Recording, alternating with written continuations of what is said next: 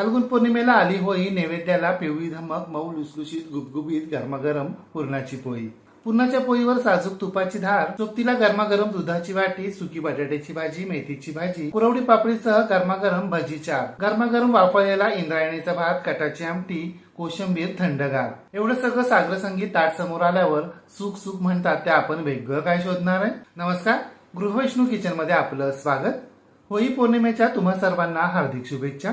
या आधीच्या भागामध्ये आपण पुरणपोळीचं पुरण कसं करायचं ते पाहिलं होतं. त्याच पुरणापासून आज आपण पिवळ्या धम्मक, मऊ लुसलुशीत गुबगुबीत पुरणपोळ्या कशा करायच्या ते पाहणार आहोत. चला तर मग सुरुवात करूया आजच्या रेसिपीला. महाराष्ट्रीयन खाद्य परंपरेतील गोडाचा एक खास पदार्थ पुरणपोळी.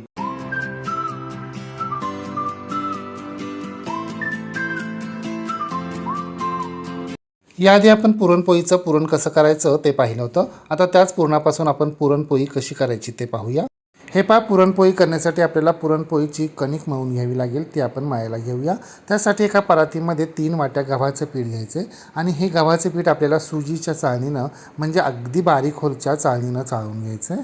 हे पहा, आपलं पीठ चाळून झालं आहे. आता यामध्ये चवीप्रमाणे मीठ आणि पाव टीस्पून हळद घालायची आहे. हळदीमुळे आपल्या पोळ्या अगदी पिवळ्या धम्मक तयार होतात. तुम्हाला जर केशरचा वापर करायचा असेल तर तुम्ही करू शकता.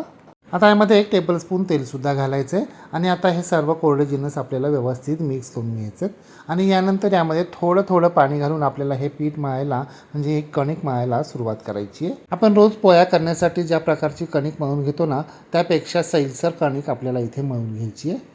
परंतु हो, कणिक सैलसर मळायची आहे म्हणून पाणी एकदम घालायचं नाही आहे. थोडं थोडं पाणी यात घालायचं जायचं आहे आणि आपल्याला कणिक मळून घ्यायची आहे. आपण इथे आज फक्त गव्हाच्या पिठाचा वापर केला आहे. तुम्हाला जर निम्मा मैदा आणि निम्म गव्हाचं पीठ असं प्रमाण घ्यायचं असेल तर तसंही तुम्ही घेऊ शकता. हे पण आपली कणिक मळून झाली आहे. एवढी कणिक मळण्यासाठी मला 1.25 वाट्या इतकं पाणी लागलं आहे. पहा बरं, कणिक ताणल्यावर कशी रबरासारखी अगदी लांबपर्यंत ताणली जाते, मध्ये अजिबात तुटत नाही आहे. जर कणिक लांबवताना तुमची कणिक तुटत असेल तर तुम्ही थोडंसं आणखीन पाणी घालून ती आणखीन थोड्या वेळ मळून घ्यायची आहे. हे पहा, कणिक लांबवल्यानंतर अशा पद्धतीनं उलट्या मुठीच्या सहाय्यानं ती थोडीशी स्प्रेड करून घ्यायची आहे आणि याच्यावर 2 टेबलस्पून तेल घालायचं आहे आणि पुन्हा ही कणिक आपल्याला मळून घ्यायची आहे.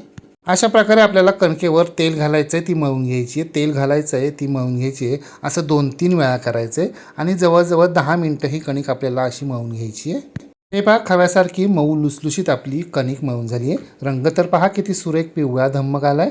आता ही कणिक झाकून आपल्याला 10 मिनिटांसाठी बाजूला ठेवून द्यायची आहे. जवळजवळ 15-20 मिनिटं झाली आहेत. आता लगेचच आपण याच्या पुरणपोळ्या तयार करायला घेऊया. आता आपल्याला पोळी जेवढी मोठी करायची आहे ना, त्या प्रमाणामध्ये आपण कणकेचा गोळा घ्यायचा आहे आणि कणकेच्या गोळ्याच्या जवळजवळ दुप्पट ते तिप्पट आपल्याला पुरणाचा गोळा घ्यायचा आहे आणि आता हा कणकेचा गोळा आपल्याला पिठामध्ये घोळवून घ्यायचा आहे आणि हे पहा, दोन्ही हातांच्या सहाय्यानं आपल्याला या गोळ्याची पारी तयार करून घ्यायची. पारी तयार करताना हे पहा, दोन्ही अंगठ्याच्या सहाय्यानं कणकेच्या गोळ्याची वरील बाजू आपल्याला दोन्ही अंगठ्याच्या सहाय्यानं दाबत दाबत लांबवत जायची आहे आणि आपल्याला ही पारी खोल करत जायचं आहे. जर कणिक बोटांना चिकटत असेल तर बोटांना कणिक लावून घ्यायची आहे. परंतु हे पहा, पारीचा मधला भाग आपल्याला जाड ठेवायचा आहे. मधला भाग आपल्याला पातळ करायचा नाही आहे. अशा प्रकारे मधला भाग जाड ठेवल्यानं आपली खोलगट अशी पारी तयार होते आणि नंतर पुरण भरताना ती वर ओढता येते. आता यामध्ये पुरणाचा गोळा ठेवायचा आहे. पुरणाचा गोळा वरच्या बाजूनं हाताच्या सहाय्यानं प्रेस करत राहायचा आहे आणि खालच्या हातानं आपल्याला कणिक वरच्या बाजूला पसरवत जायची आहे आणि आता आपल्याला गोल गोल फिरवत पारी अशा पद्धतीनं बंद करून घ्यायची आणि सर्वात शेवटी जो निमुळता कणकेचा भाग झालेला असतो ना, तो चिकटवून घ्यायचा आहे. हे पण आपली पारी पूर्णपणे बंद झाली आहे आणि कणकेचा आणि पुरणाचा आपला पूर्ण एक गोळा तयार झाला आहे. आता हा गोळा आपल्याला खालून वरून आणि गोलाकार सर्व बाजूनी मैद्यामध्ये घोळून घ्यायचा आहे आणि आता आपण भाकरी करताना भाकरीची कणिक कशी कडेच्या बाजूनं पसरवून घेतो आणि मध्यभागी जाड ठेवतो, त्याच प्रकारे हा गोळा आपल्याला पसरवून घ्यायचा आहे. पसरवून झालेला हा गोळा आपल्याला पोळपाटावर ठेवायचा आहे. पोळपाटावर ठेवण्या अगोदर पोळपाटावर थोडासा मैदा पसरवून घ्यायचा आहे आणि हे पहा, गोळा पोळपाटावर ठेवल्यावर तो हाताच्या सहाय्यानं थोडासा पसरवून घ्यायचा आहे. त्यावर थोडासा मैदा भुरभुरायचा. अशा प्रकारे गोळा थोडासा दाबून घेतल्यानं म्हणजे स्प्रेड केल्यानं आपल्या पुरणपोळीला सर्व बाजूंनी एकसारखं पुरण लागलं जातं. पसरवून घेतलेल्या गोळ्याला देखील वरील बाजूनं थोडासा मैदा लावून घ्यायचा आहे. लाटण्यालाही थोडासा मैदा लावून घ्यायचा आहे आणि हे पहा, आता अगदी हलक्या हातानं आपल्याला गोल गरगरीत अशी पुरणपोळी लाटायला सुरुवात करायची आहे. आपण रोजच्या प्लेन पोळ्या करताना हाताच्या मधल्या भागावर जोर देत देत ती पोळी लाटून घेत असतो, परंतु पुरणपोळी लाटताना तसं करायचं नाही आहे. पुरणपोळी लाटताना अंगठ्याच्या खालच्या भागावर अगदी हळुवारपणे जोर देत देत आपल्याला ही पुरणपोळी गोलाकार कडेकडेनं लाटून घ्यायची आहे. पुरणपोळी लाटताना तांदळाच्या पिठाचा वापर करून पोळी लाटली ना तर ती अगदी न चिकटता सरसर लाटली जाते. परंतु काय होतं, पुरणपोळी खाताना तांदळाचा जो खरखरीतपणा असतो ना तो थोडासा जिभेला जाणवतो. म्हणून मी आज तांदळाच्या पिठाचा वापर केला नाही आहे तर मैद्याचा वापर केला आहे. हे पहा, आपली पहिली पुरणपोळी कुठेही न चिकटता न फाटता अगदी सरसरीतपणे लाटली गेली आहे. आणि पुरण पण पहा कसं अगदी पोळीच्या शेवटपर्यंत पसरलं गेलं आहे ते. आणि आपली पोळी इतकी पातळ लाटली गेली आहे की आतील पुरणसुद्धा दिसते पहा. लाटून झालेली ही पुरणपोळी आपण लगेचच आता तव्यावर शेकून घेऊया.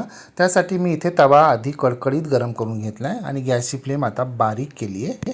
आता लाटून झालेली ही पुरणपोळी अगदी अलगदपणे तव्यावर ठेवायची आहे आणि गॅसची फ्लेम मोठी करायची आहे.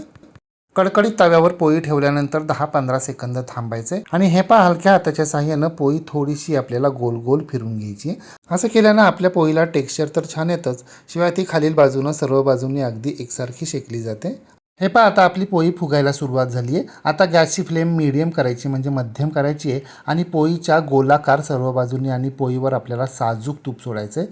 पाहताय ना तुम्ही आपली पोळी कशी टम्म फुगायला सुरुवात झाली आहे. ते पोळी टम्म फुगायला सुरुवात झाली की ती आपल्याला उलट करून घ्यायची आहे, पलटी करून घ्यायची आहे. आणि पलटी करून घेतल्यानंतर देखील आपल्याला पोळीवर गोलाकार आणि सर्व बाजूंनी पोळीवर सुद्धा साजूक तूप सोडायचे आणि उलटण्याच्या साहाय्यानं हे तूप अशा पद्धतीने आपल्याला पसरवून घ्यायचे. पुन्हा पोळी पलटी करायची आणि पुन्हा साजूक तूप सोडायचे. पाहताय ना तुम्ही आपली पोळी कशी टम्म फुगती येते. अशा प्रकारे पोळी फुगून झाल्यानंतर ती फुटण्याच्या आतच लगेच पलटी करून घ्यायची. 2-3 वेळा दोन्ही बाजूंनी खमंग खरपूस शेकून घ्यायची आहे. आणि हे पहा, जर पोळी फुटल्यामुळे ती फुगत नसेल ना तर जिथून पोळी फुटली असेल ना त्या दोन्ही बाजूंनी चमच्याच्या आणि उलटण्याच्या साहाय्यानं पोळी अशी दाबून धरायची म्हणजे टम्म फुगते.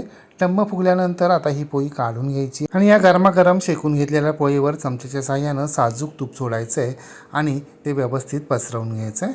सर्व पोळ्या आपल्याला अशाच पद्धतीनं मध्यम आचेवर खमंग खरपूस टम्म फुगेपर्यंत भाजून घ्यायच्यात, शेकून घ्यायच्यात. पुरणपोळी शेकताना काही गोष्टी आवर्जून लक्षात ठेवा.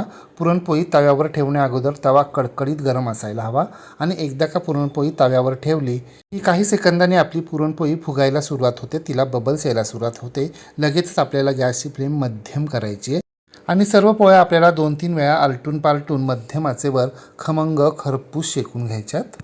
पाहिलं ना तुम्ही, आपलं पुरणपोळीचं पुरण आणि पुरणपोळीची कणिक अगदी परफेक्ट तयार झाली होती. म्हणून आपल्या पुरणपोळ्या कशा पातळ, मऊ, लुसलुशीत, पिवळ्या धम्मक आणि गुबगुबीत तयार झाल्यात पहा.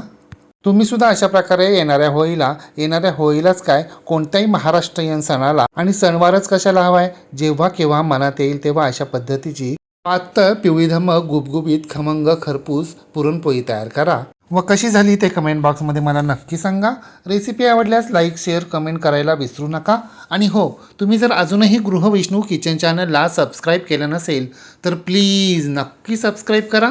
शेजारील बेल आयकॉनवर प्रेस करा, ऑल सिलेक्ट करा म्हणजे माझ्या नवनवीन रेसिपींचे नोटिफिकेशन तुमच्या मोबाईलवर येतील. पुन्हा भेटूया अशाच एका नवीन रेसिपीसह. तोपर्यंत नमस्कार व रेसिपी शेवटपर्यंत पाहिल्याबद्दल धन्यवाद.